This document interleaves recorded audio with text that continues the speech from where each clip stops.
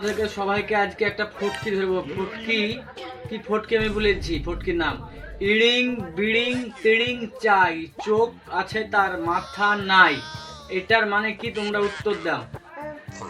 বলো তাহলে ফটকি কি?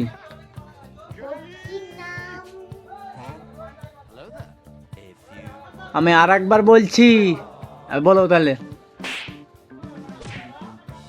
ভিন্ডিল। ভিন্ডিল হয়নি, বলো তরলা।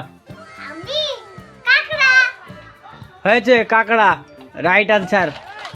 আমি আর একবার বলছি যে আর একটা ফটকির নাম, হ্যাঁ পারলে বলবা।